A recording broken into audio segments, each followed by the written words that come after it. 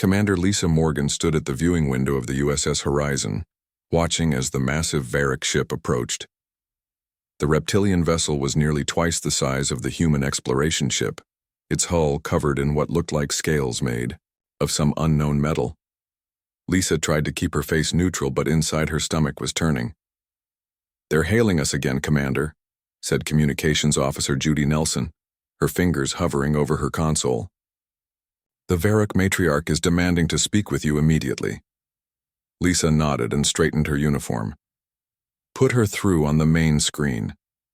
The screen flickered to life, revealing the imposing figure of Matriarch Zakavala. The Varric leader's face was covered in dark green scales with golden patterns that seemed to shift in the light, her yellow eyes with vertical pupils fixed on Lisa with an intensity that made the commander want to step back. "Human Commander," Zakavala's voice rumbled, the translation software barely keeping up with the complex clicks and hisses of the Varric language. "You will return what you have taken, or your ship and all aboard will be destroyed." Lisa kept her voice steady. "Matriarch, I assure you we have taken nothing from your people. Our mission is peaceful exploration. We seek only friendship and knowledge exchange." The Varric's eyes narrowed, her head crest rising in what the crew had learned was a sign of aggression. "Do not lie to me, human. One of our younglings is missing from the nursery pod. Your kind was seen in that section before the disappearance." Behind, Lisa Security Chief Eric Daniels shifted uncomfortably. Yesterday's tour of the Varric ship had included a brief pass by what they now understood was a nursery area. The diplomatic team had been hurried past it, but no one had lingered or entered. "Matriarch, my crew and I respected all boundaries during our visit," Lisa said. "We would never interfere with your young ones." Science Officer Alan Wright stepped forward. "Commander, if I may," he whispered. "The Varric are known to be extremely protective of their offspring. In their culture, taking a child is worse than murder." Lisa nodded slightly to acknowledge she understood. This was quickly becoming the worst first contact situation she had ever faced. "Matriarch, we want to help find your missing youngling," Lisa offered. "Perhaps they wandered off or are hiding somewhere on your ship." Zakavala's crest flattened slightly. "Our ship has been searched thoroughly. The youngling's scent trail leads directly to your docking area. The evidence is clear." She leaned forward, her massive form filling the screen. "You have 6 of your Earth hours to return the child unharmed. After that, we will take it back by force." The screen went black. The bridge fell silent until Eric spoke up. "Commander, we need to lock down the ship and prepare for possible invasion. And I need to organize a search party," Lisa said, turning to face her senior staff. "If there is somehow a Varric child on this ship, we need to find it fast." "But how would it even get here?" asked Judy. "We were escorted the entire time we were on their ship, and our cargo was inspected before departure." Alan adjusted his glasses. "The Varric young are known to be curious and surprisingly agile. It's possible one could have slipped aboard unnoticed." "Or this could be a setup," Eric suggested, "a reason to start a conflict." Lisa shook her head. "The Varric don't need excuses for conflict.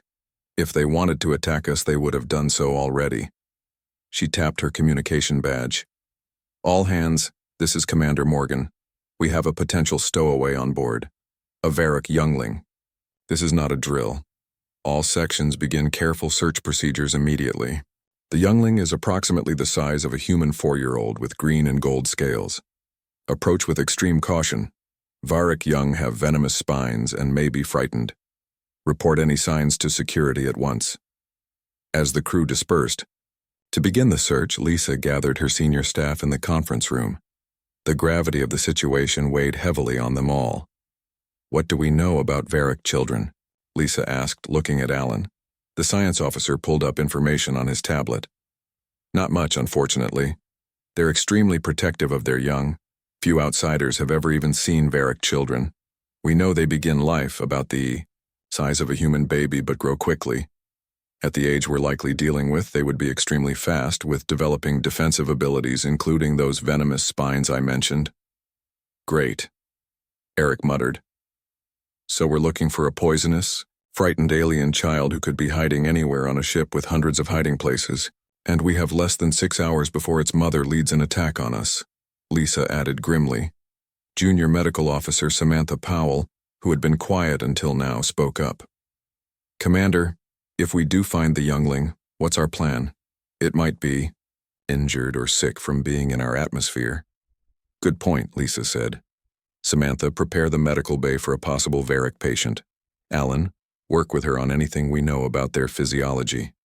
She stood up. I'll try to establish communication with the matriarch again, see if I can buy us more time. As the meeting broke up, Lisa returned to the bridge. The view screen showed 3 more Varric ships had joined the first, surrounding the horizon in a threatening formation. They're not taking any chances, Judy observed nervously. Neither would I if it was my child, Lisa replied. Hours passed with no sign of the missing youngling.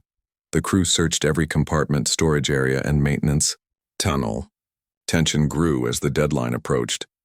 In the medical bay, Samantha was preparing a possible treatment area when she heard an unusual scratching sound from inside the ventilation duct above her. She froze, listening carefully.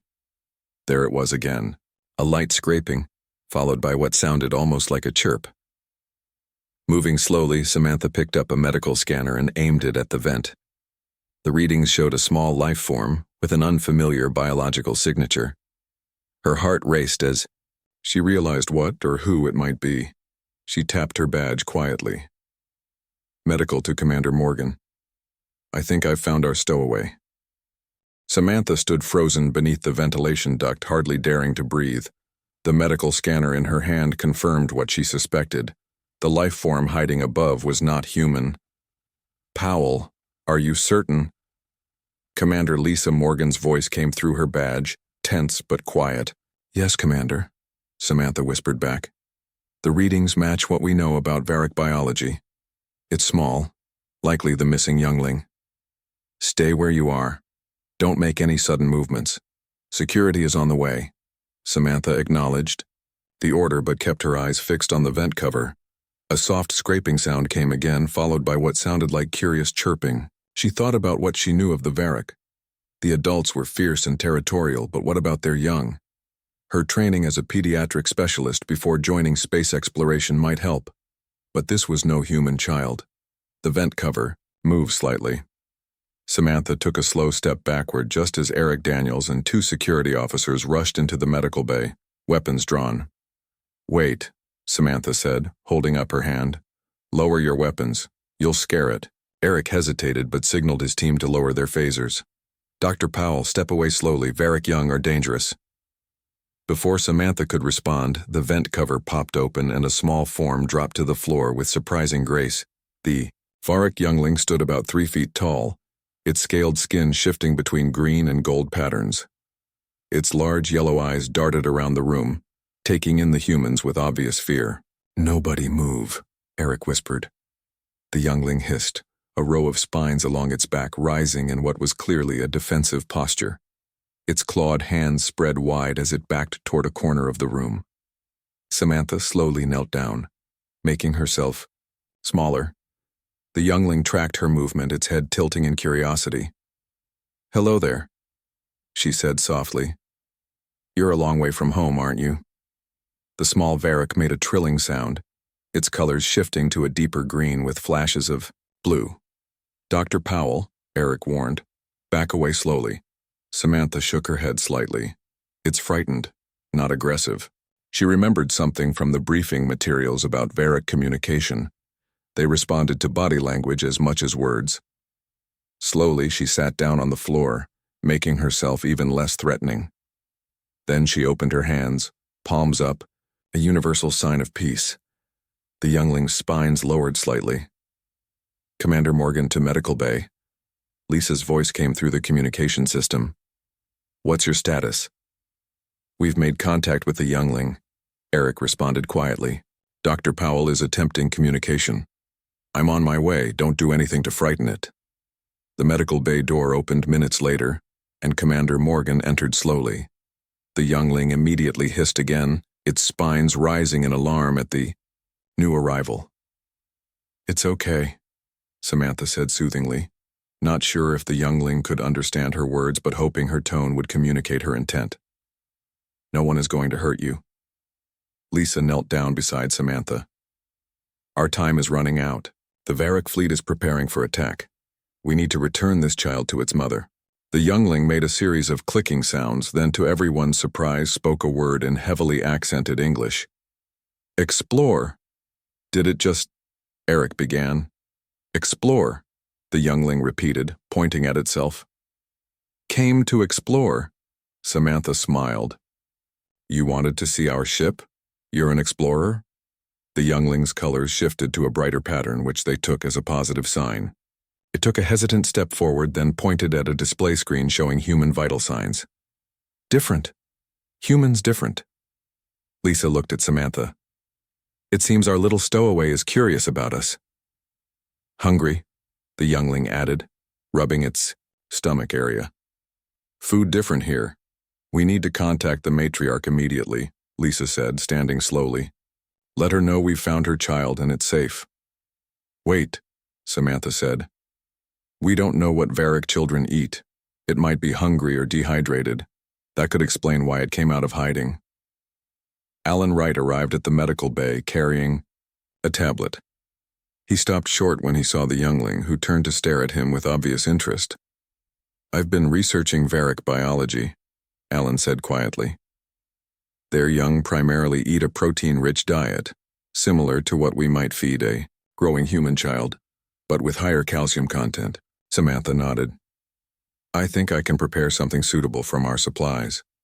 While she worked at a nearby food synthesizer, the youngling watched with fascination. Its spines had completely lowered now, and its color had shifted to a steady gold pattern. Commander, Judy's voice came urgently over the communication system. The Varric flagship is powering weapons. They're demanding a response in the next 5 minutes, or they'll open fire. Tell them we found their missing child and it's unharmed, Lisa replied. Request visual communication immediately. Samantha approached the youngling with a small plate of synthesized protein cubes enhanced with calcium. She set it down midway, between them. The youngling sniffed the air, then darted forward with surprising speed, grabbed a cube and retreated back to its corner. It examined the food carefully, before taking a small bite. Its colors shifted to bright patterns as it quickly devoured the rest. I think that's a sign of approval, Samantha said with a smile. The main screen in the medical bay lit up, showing Matriarch Zikavala's fierce face. Her expression changed instantly when she spotted her youngling. Shkalik, she exclaimed, using what they assumed was the child's name. The youngling turned toward the screen and made a series of rapid clicks and chirps. The matriarch's expression shifted between relief, confusion, and what might have been embarrassment. It seems our young one has caused great trouble, Zikvala said through the translator. Shkalik is explaining that it hid aboard your vessel out of curiosity. Lisa stepped forward. We assure you no harm has come to your child. We only discovered its presence a short time ago. The youngling, Shkalik, approached Samantha and touched her hand gently. Kind human, gave food. Zikavala watched this interaction with obvious surprise. You treated my child well despite the threat we posed to you? Of course, Lisa said simply. It's a child, regardless of species. The matriarch was silent for a long moment. We will dock with your ship to retrieve Shkalik. Perhaps we have misjudged humans. As the screen went dark, Samantha looked down at the youngling who was now standing comfortably beside her. Your mother is coming for you. Shkalik's colors rippled in what seemed like happiness. Tell humans about friends, Samantha smiled. Yes, I think we could be friends. The USS Horizon shuddered as the massive Varric ship connected to their docking bay. Commander Lisa Morgan, Samantha Powell, and Security Chief Eric Daniels stood waiting, with the youngling Shkalik fidgeting excitedly beside them. Remember, Lisa said quietly to her crew, this is still a delicate diplomatic situation. The Varric were ready to attack us just minutes ago. Eric nodded, his hand resting near his weapon. Trust but verify, Commander. Samantha knelt beside Shikalik, who was changing colors rapidly in what they now recognized as excitement. "Are you happy to see your mother?" The youngling made a series of clicks that the translation software couldn't fully capture, then said in its limited English, "Mother worried, father angry, Shikalik in trouble." "I imagine you are," Samantha said with a small smile. "Running away to strange ships isn't safe." The docking bay doors opened with a hiss of equalizing pressure. 4 towering Varric guards entered first, their scaled bodies covered in what appeared to be ceremonial armor. Behind them came Matriarch Zikvala, her impressive height making the human crew seem small in comparison. Shikalik chirped loudly and ran forward despite protocol. The guards tensed, but the matriarch waved them down as she knelt to embrace her child. They exchanged rapid clicks and trills in their native language. Lisa stepped forward and bowed slightly. "Matriarch, we're pleased to return your child safely." Zikvala rose to her full height. "Commander Morgan, my child tells me interesting things about your ship and your people, particularly this human." She gestured toward Samantha. "Dr. Powell was the one who found Shikalik and gained its trust," Lisa explained. The matriarch fixed her golden eyes on Samantha. "My child says you provided food and spoke with gentleness, even though you knew Varric young can be dangerous." Samantha nodded. "It was hungry and afraid. Any child deserves care and comfort regardless of species." Before the matriarch could respond, a loud alarm began blaring throughout the ship. Red emergency lights flashed in the corridor. "Commander!" Judy's panicked voice came over the communication system. "We have a catastrophic failure in environmental controls. Oxygen levels are dropping shipwide and temperature is rising rapidly." Lisa tapped her badge. "All hands, this is Commander Morgan.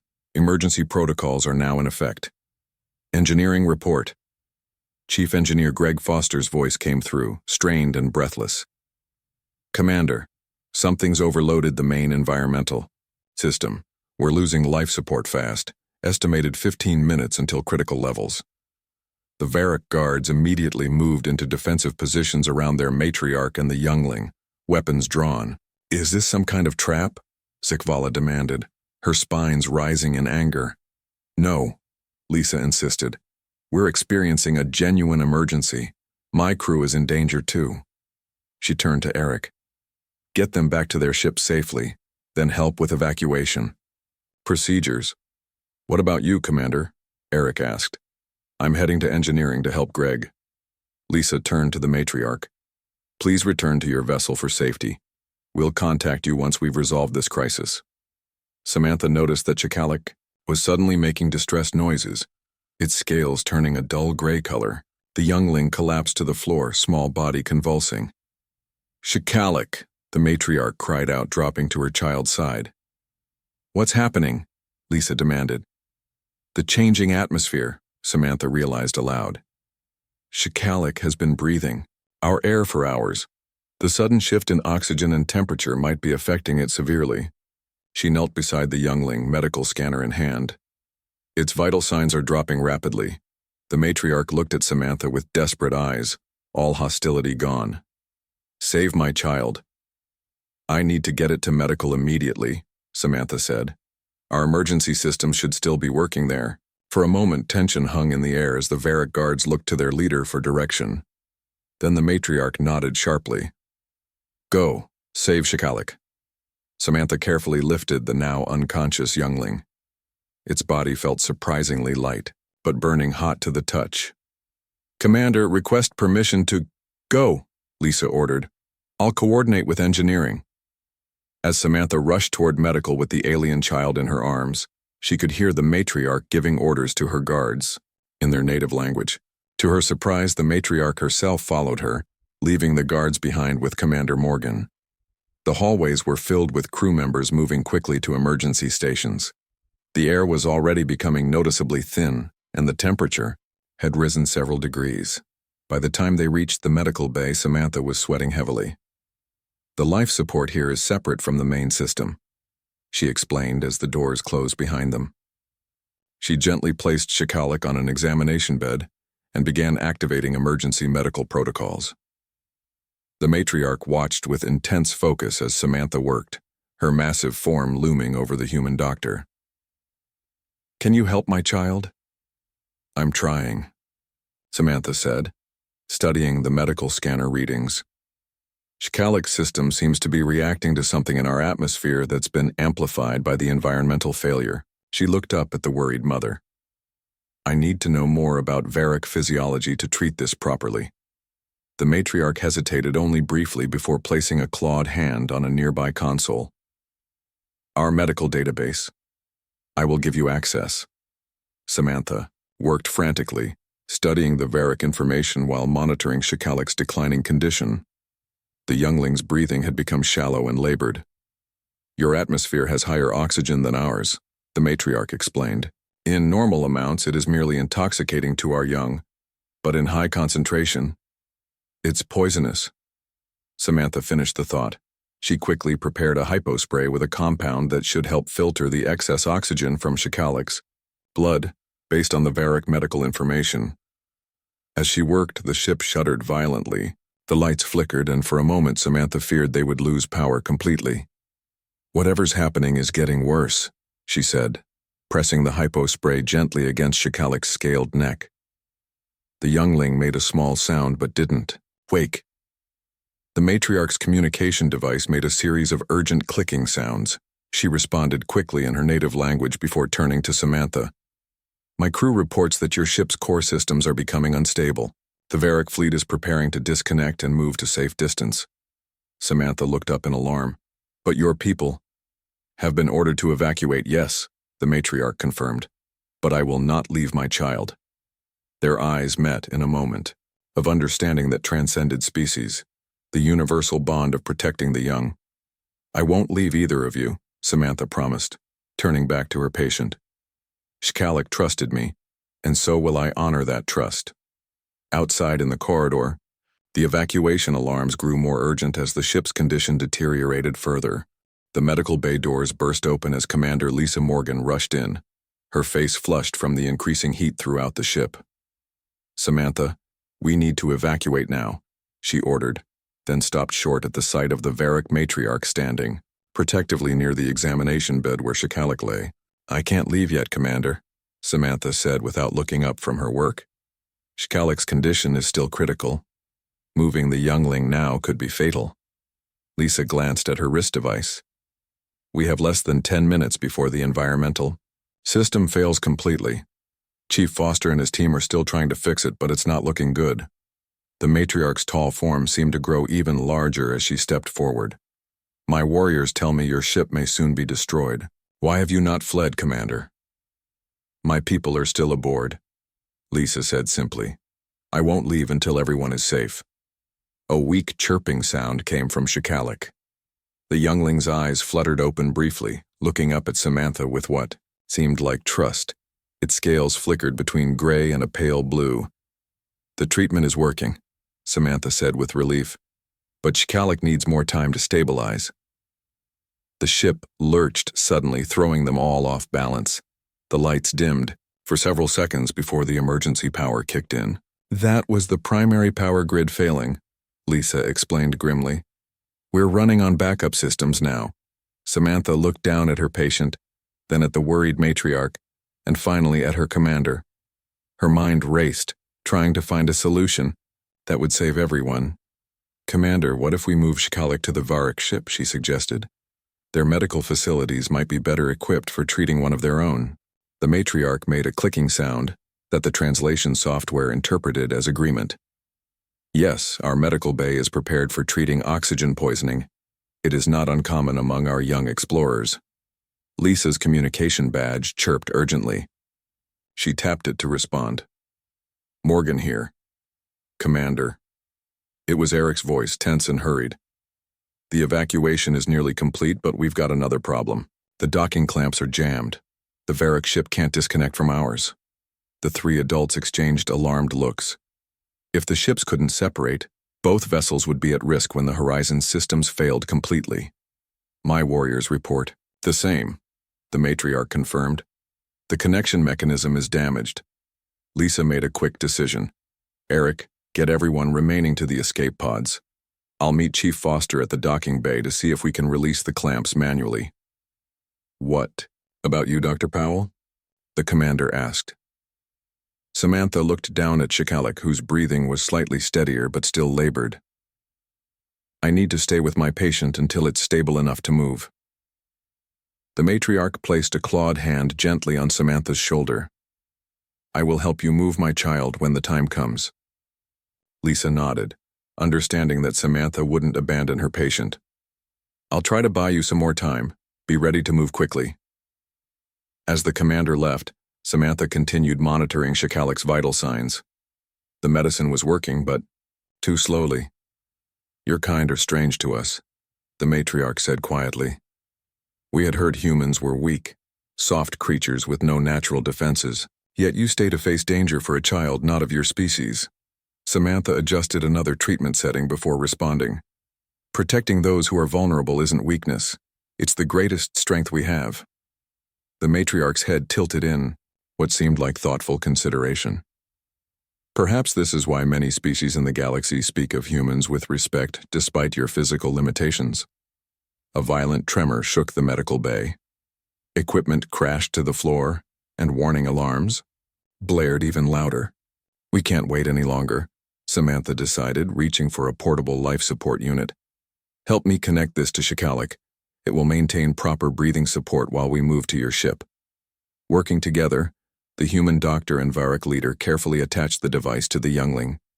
Shikalik's eyes opened briefly, focusing on Samantha. Safe.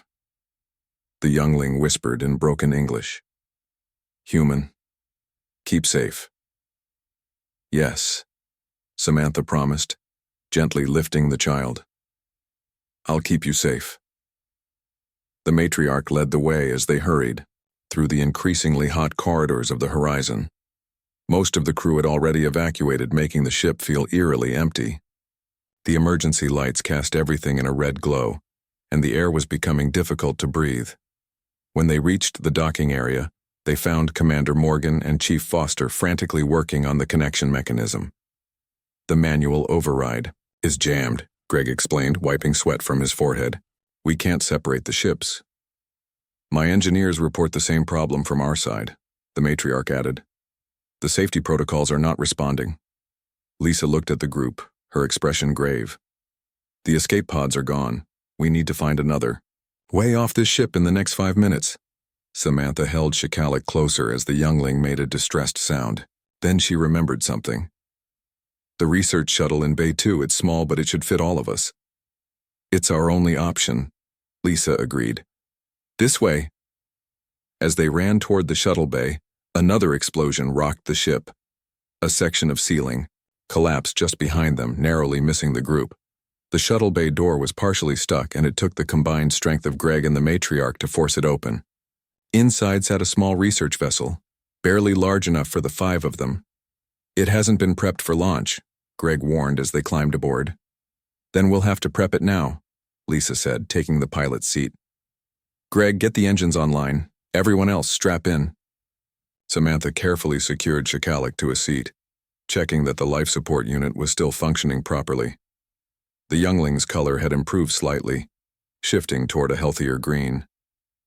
Your child is getting stronger, she told the matriarch. The worst has passed. The shuttle's systems came to life under Greg's skilled hands. Outside the viewport, they could see flames spreading through parts of the horizon. Launch bay doors aren't responding, Lisa reported tensely. Manual override required. The matriarch rose from her seat. Where is this override? Greg pointed to a control panel near the bay doors. There, but with the systems failing, someone would have to hold the button down until we're clear. They wouldn't make it back in time. A heavy silence fell over the shuttle as they all understood what this meant. Someone would have to stay behind. Before anyone could speak, Commander Lisa Morgan unbuckled her safety harness and stood up. I'll do it. The rest of you get ready for immediate launch. Commander? No, Greg protested. I should be the one. That's an order, Chief, Lisa said, firmly. You're needed to fly this shuttle if something happens to the autopilot. The matriarch rose to her full height, towering over the humans. You would sacrifice yourself for us? Even for Varrock, who threatened your ship hours ago? Lisa looked directly into the alien leader's golden eyes. My duty is to protect all lives under my care. Right now, that includes you and your child. Before she could move toward the exit, Samantha's voice stopped her. Commander, wait. There might be another way. She carefully handed Shikalik to the matriarch and pulled out her medical scanner, adjusting some settings.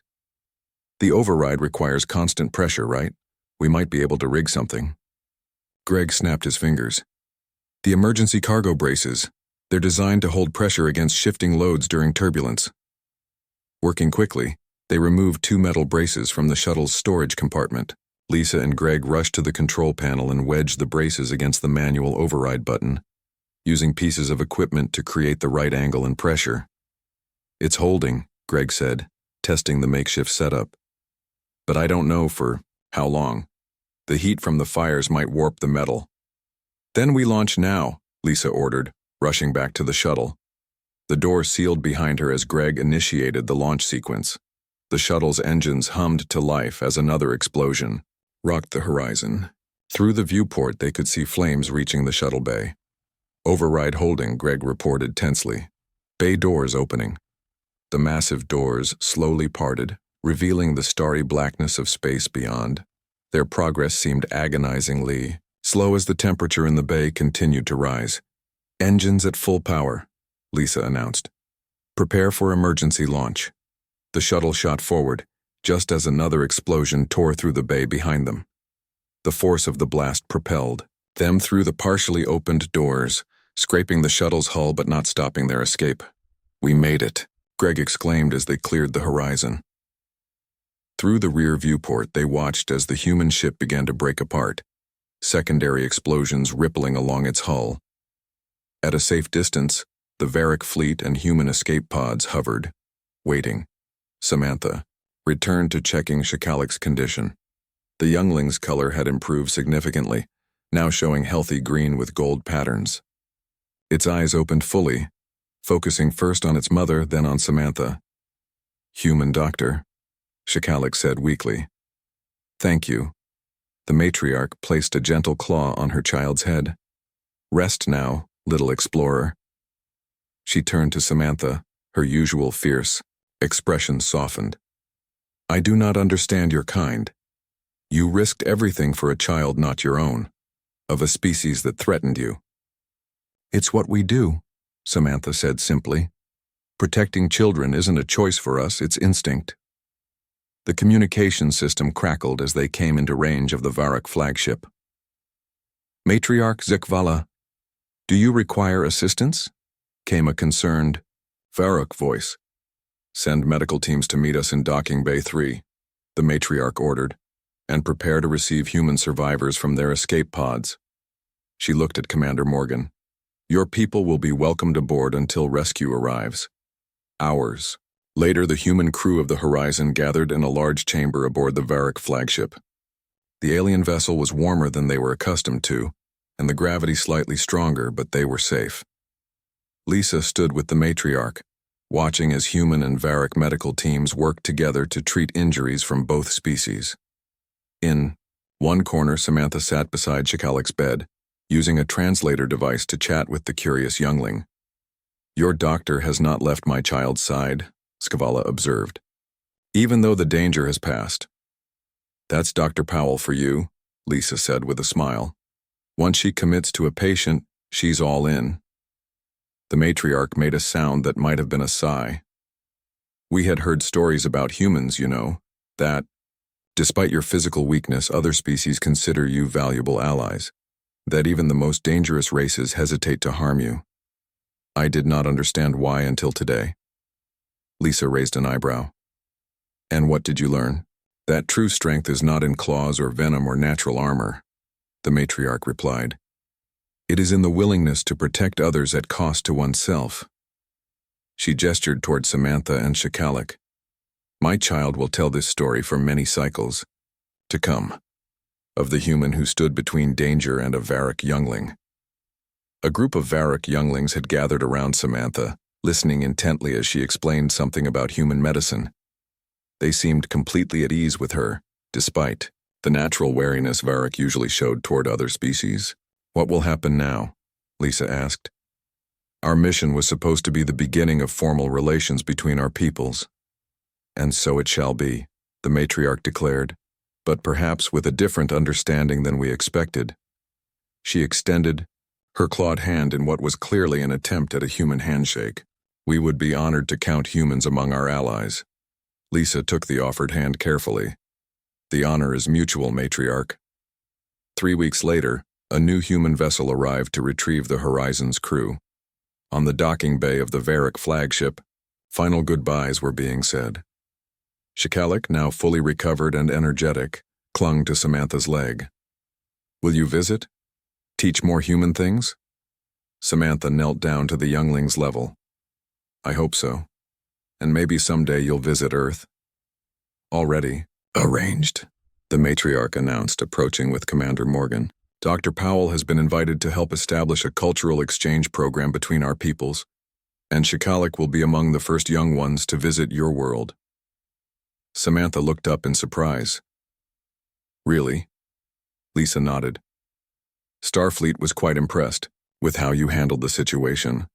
They believe you're the perfect person to build bridges between our species." As they made their way to the human ship, Eric fell into step beside Samantha.